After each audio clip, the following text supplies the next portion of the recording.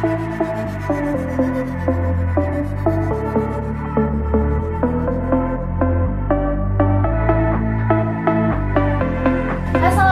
warahmatullahi wabarakatuh. Halo dan sanak sadonyo, dengan saya Bribtu Suci Ramadona dan saya Brigadir Bima. Hari ini kita akan mengupas tentang penerimaan SIPSS. Dan pada kesempatan kali ini kita sudah bersama narasumber kita, yaitu Dr. Adrian Dan juga bersama Ibda Disa Aurea. Oke, teman-teman semua, pada kesempatan ini kita akan membahas seputaran tentang penerimaan SIPSS, yang mana pada saat ini kita sudah bersama dengan narasumber kita. Halo dok, selamat pagi. Apa kabar? Udah Bisa apa kabar? pagi. Sudah. Nah, ini dok. Jadi sebelum kita ngobrol lebih luas lagi nih, nah mungkin sedikit dokter perkenalkan diri pada teman-teman semua. Silakan. Selamat pagi menjelang siang teman-teman. Perkenalkan, saya Ibtu Dr. Adrian Sukumalai. Saat ini berdinas di Rumah Sakit Bayangkara Padang. Ya. Persilakan Ibu Disa. Ya, halo teman-teman semua. Perkenalkan, nama saya Ibda Disa Aurea Reva. Saya SIPSS tahun 2023. Ya, Saat baik. ini berdinas di Polda Sumatera Barat. Di Biro SDM ya Bu? Siap. Biro SDM. Nah, dokter sama Bu Disa ini kan alumni SIPSS, betul ya dok? Ya, Bu, Iya, ya? betul sekali. Nah, boleh tahu nih prodinya apa dulu dok? Izin Uda Bima, Ya. kalau saya dari program pendidikan dokter umum. Dokter umum. Nah, Bu Disa sendiri Kalau psikologi. ya, saya sendiri sarjana psikologi. Nah, sesuai dengan tema kita nih saat ini, yang mana kita sedang membahas tentang SIPSS ya, Uni Betul. Suci ya. Betul, udah Nah, Bima. yang mana SIPSS ini adalah Sekolah Inspektur Polisi Polisi Sumber Sumber Sarjana, Betul. yang memang kita merekrut para lulusan dari sarjana yang jurusannya sudah ditentukan oleh pusat sesuai dengan pengumuman yang ada. Oke, teman-teman dan sanak semua, untuk membahas lebih lanjut nih, kita akan bacain dulu ya Q&A ya. Oh, boleh. Question and answer dari sosial media kita di Instagram. Boleh. Yang sebelumnya sudah kita share ke teman-teman semua. Silakan, apa pertanyaannya Mbak Suci? Kita langsung saja tanya sama ahlinya, sama narasumbernya, kepada Dokter Adrian ya, Dokter Siap, Adrian. Uda Bima. Apa sih kisi-kisinya nih buat teman-teman semua, biar kita tahu nih, bagi teman-teman yang mau daftar, kiat-kiatnya biar lulus itu seperti apa gitu. Trik and tips Iya. lah. Baik, Uda Bima dan Mbak Suci. Jadi kalau untuk tes SIPSS itu tersendiri, saya sudah mempersiapkan pada jauh-jauh hari. Mungkin bagi rekan-rekan, adik-adik yang ingin mendaftar SIPSS, kalau melihat dari syarat pendaftaran itu sangat banyak sekali. Nah, baiknya persiapkan diri dulu. Boleh dari adik-adik ini melihat brosur ataupun pendaftaran pengumuman pada tahun sebelumnya, karena tidak akan banyak berubah. Karena pendaftarannya sangat banyak administrasinya, mulai dari kartu keluarga, akte kelahiran, bahkan sempat dilegalisir. Iya. Iya. Nah, kebetulan mungkin sedikit cerita nih Uda Bima. Waktu saya di Jakarta itu saya memang sudah ingin mendaftar SIPSS. Iya. Nah, cuman berkas-berkas sudah saya siapkan jauh-jauh hari. Akte kelahiran saya bahkan di Bukit Tinggi waktu itu. Makanya kalau bagi adik-adik sendiri, kalau ingin mendaftar itu tidak apa-apa mempedomani dari persyaratan yang terdahulu untuk mempersiapkan di penerimaan berikutnya. Oh, berarti Dokter Adrian sendiri ini putra daerah Sumatera Barat ya? Siap, putra daerah Sumatera Kurang Barat. awam. Asli sini. Kurang awam. Oke, kalau Bu Disa gimana nih Bu ceritanya Bu? Yang saya persiapkan tentunya sama ya, sama yang Dokter Adrian persiapkan. Dari mulai administrasi, karena itu membutuhkan waktu yang panjang. Karena ada proses legalisir dan lain sebagainya. Lalu persiapannya fisik tentunya, karena Jasmani ya, kita jasmani persiapan ya, jasmani. karena itu perlu dilatih kan. Lalu akademik, karena kan kita dari sumber sarjana, tentunya kita harus lebih mendalami lagi nih teori dan praktek yang udah kita laluin di masa perkuliahan, dan kita harus merecall kembali memori tersebut. Mengingat-ingat Ya, lagi ya mengingat materi kembali, lama. iya. Emang pada saat lulus sudah jarak waktu sama tesnya jauh dong ya, Bu ya? Lumayan jauh, soalnya Lumayan sekitar 3 sampai 6 bulan. Oh, 3 sampai 6 bulan. Iya. Tapi masih segar lah ya. Masih segar udah. Oke. Nah, katanya seleksi itu penerimaan itu betah ya. Ya, bersih, transparan, akuntabel dan humanis. Nah, kita kan sudah tahu nih, bersih itu ya tidak ada pungli di sana. Kemudian transparansi sistemnya itu juga sudah terbuka. Kemudian akuntabel juga dapat dipertanggungjawabkan serta pelayanan yang humanis. Nah, benar nggak sih dari pengalaman dokter Dari sama Bu dokter Disa dan ini? Bu Disa. Emang nyata nggak sih itu pelayanan dari yang prinsip betah itu? Nah, izin menjawab Pak Bima. Nah, selama saya proses pendaftaran, memang prinsip betah itu yang saya rasakan sekali. Ini bukan karena saya anggota Polri saat ini ya, ini jujur. Jadi tidak ada tekanan atau intervensi dari siapapun. Kemudian kalau dari penerimaan Polri itu sendiri, kita ada step-stepnya. Jadi setiap fase kita lewati, kita tesnya pagi, langsung sore, paling Nilainya lambat keluar. malamnya nilainya keluar. Langsung keluar. Langsung ditentukan lulus atau tidak lulusnya. Baru kita lanjut ke tes berikutnya. Iya. Memang kalau sistem ini sih saya akui sangat baik Iya. dan mengurangi kemungkinan untuk terjadinya kecurangan-kecurangan. Adanya pungli-pungli dari oknum. Iya, benar sekali, udah Bima. Nah, kalau humanisnya gimana menurut Bu Disa? Kan setahu kita nih ya, polisi itu kan ganas-ganas ya Mbak Iya, Cici ya, betul. serem-serem gitu ya panitia. Nah, humanisnya menurut Bu Disa gimana sih? Oke, baik dari saya, humanisnya itu adalah saya melihat waktu itu rekan saya merasa ragu atas nilainya pada saat pengumuman dan dia menyimpan nilainya sendiri, dia itu ragu. Namun pada saat dia komunikasikan kepada panitia sangat terbuka untuk mengecek ulang. Mau ngecek kembali itu mau panitianya. mengulang. Ya. Dan akhirnya dia merasa tenang seperti itu. Jadi Ya lega ya gitu ya Bu iya, ya, karena sudah sesuai Iya. ekspektasi Iya. yang begitu ya. Iya. Ini kan daerah ya. Nah, di pusat kan ada lagi tuh ya Bu ya. Ada seleksinya lagi tuh di tahap pusat. Apakah sama atau berbeda lagi yang akan diuji? Maksudnya biar teman-teman tahu nih semua bahwa SIPSS ada tingkat pada dan tingkat pusat. Betul. Tingkat pusat itu sendiri seperti apa sih dari dokternya? Silakan. Nah, ya, kalau untuk tingkat pusat pada saat penerimaan saya waktu itu lebih ke mereview dari hasil tingkat panda Di daerah. tapi juga ada yang diperiksa kembali, contohnya kayak kesehatan, Kesehatan diperiksa kembali, dicek lagi ya. dicek lagi, karena itu kan dapat berubah-ubah dengan berjalannya waktu. Iya, iya, iya. Bisa jadi sekarang tensinya naik, tahu-tahu di sana lebih naik lagi. Gitu. Lanjut tuh, silakan. Lebih kayak Kalau di Bu Disanya, jasmani ada nggak di situ?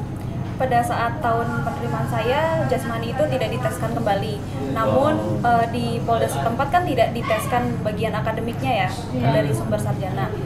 Nah, pada saat di pusat, di Akpol, saya dites saat itu akademik melalui praktek dan teorinya secara langsung. Oh, secara langsung, sesuai Iya. dengan bidangnya masing-masing. Sesuai dengan bidang masing-masing. Ya, berarti kalau psikologi tetap diujikan lagi secara prakteknya ya, Iya, betul. psikologinya. Betul. Dokter berarti cek-cek kesehatan juga. cek begitu? kesehatan, administrasi juga dicek kembali, benarkah data yang dikirim dari daerah ke pusat. Ya, pendidikannya di mana? Di Akpol ya. Pada saat saya itu di Stupa. Oh, Stupa. Kalau Bu Disa? Saya pendidikannya di Akpol. Oh, di Akpol. Berarti berbarengan dengan Catar Akpol ya. Betul. Ya. Banyak bergabung juga begitu ya Bu Cici ya. Nah, kalau misalnya nih sekarang, dokter kan sekarang sudah berdinas di kesehatan dari Rumkit Bayangkara Padang begitu ya dok ya. Nyambung nggak sih ilmu di kuliah sama dinasnya? Ya. Saya jawab kalau untuk nyambung sangat nyambung sekali. Nyambung sekali. Tapi di situ ada unsur-unsur kepolisian yang saya kerjakan di bidang saya.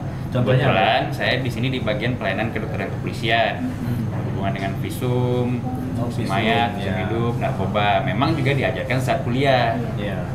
Apalagi di saat sekarang ini lebih mendetail lagi dan ada unsur kepolisian yang saya dapatkan dari pendidikan. Pendidikan gitu. Sama halnya dengan Bu Disa juga. Bu Disa sekarang di Biro SDM bagian psikologi Bu ya. Iya betul, saya di Nah, bagian psikologi kepolisian. Aplikasinya ilmu di kuliah ke dinas itu gimana? Karena kami dari sumber sarjana, tentunya kami ditempatkan di sesuai dengan bidang Iya. dan keahlian kita. Nah, maka dari itu yang saya rasakan itu sangat sesuai. Hanya saja seperti yang tadi Bang Adrian sudah sampaikan, ada hal-hal yang memang menggunakan ilmu kepolisian pada saat tambahan pendidikan. ilmunya Iya, saat seperti itu. pendidikan begitu. Nah kalau psikologi sendiri nih terhadap kepolisian, pelayanannya itu kan ada senpi ya, Iya, betul. senpi, konseling gitu Iya, ya. betul.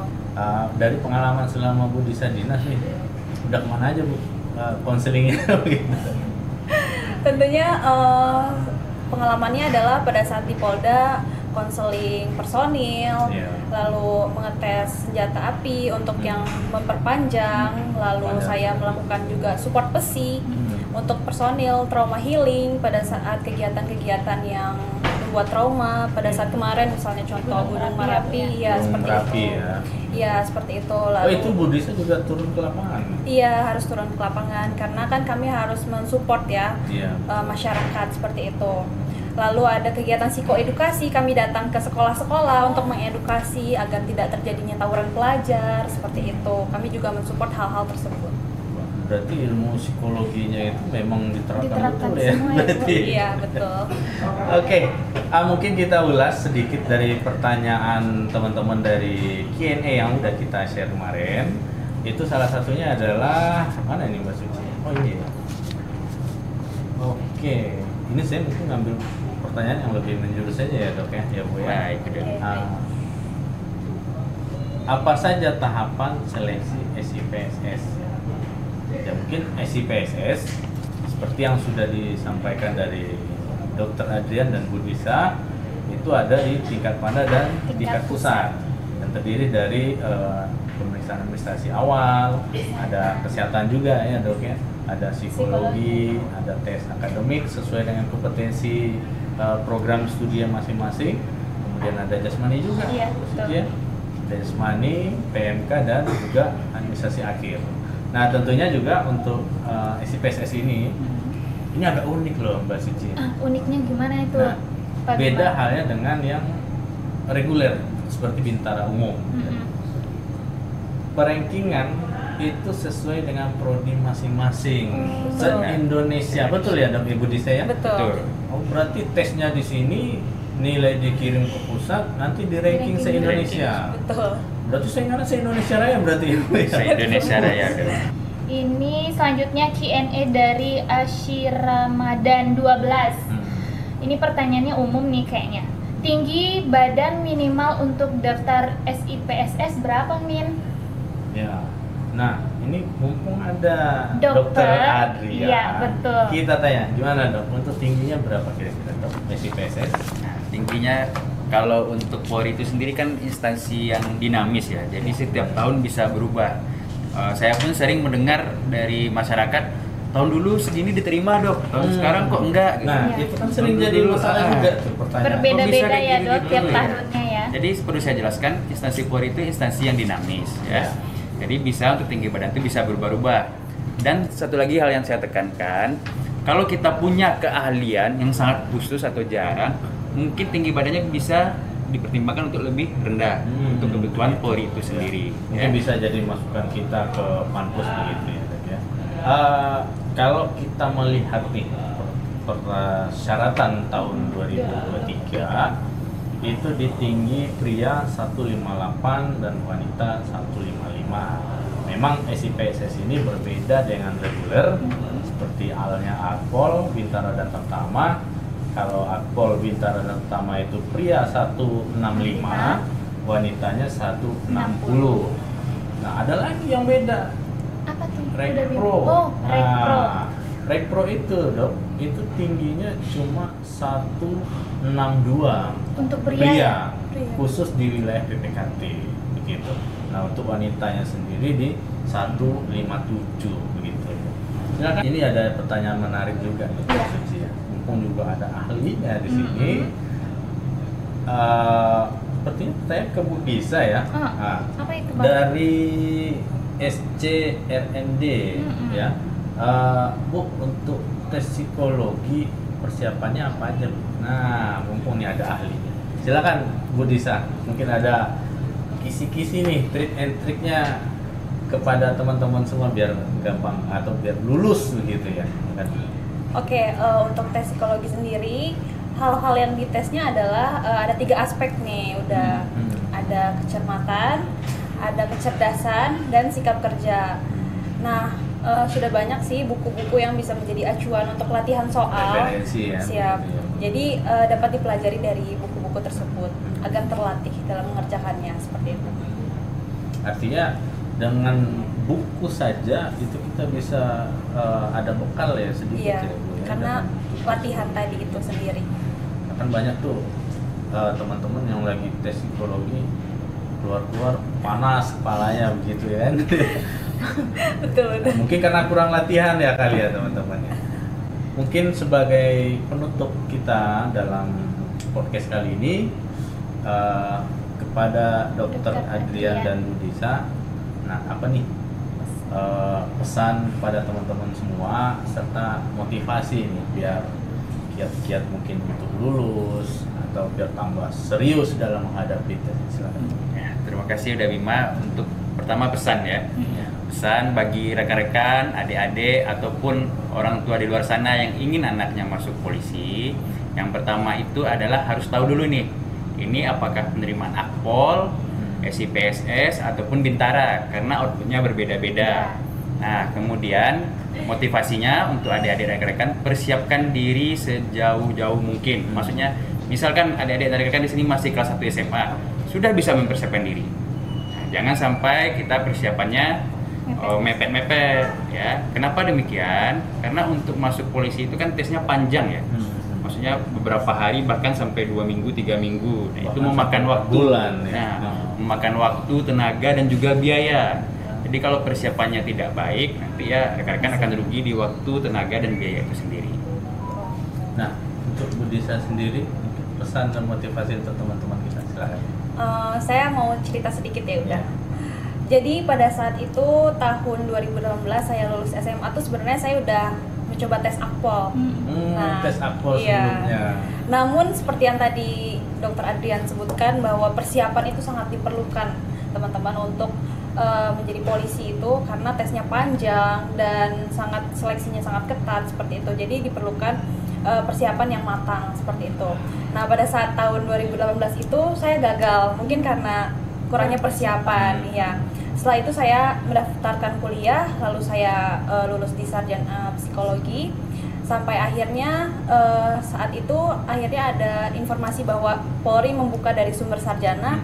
Saya tertarik, lalu akhirnya saya mengikuti seluruh rangkaian tes dan berhasil. Jadi motivasi dari saya adalah banyak jalan menuju cita-cita, jangan pernah menyerah, terus berusaha dan mau untuk berubah jadi lebih baik seperti itu. Luar biasa sekali loh Bu Disa. Satu lagi? Ya, Ya, silakan. boleh. Nah, jangan pernah percaya jika ada oknum ataupun siapapun yang mengiming-imingi akan lulus di kepolisian dengan biaya-biaya tertentu. Itu Betul. tidak ada.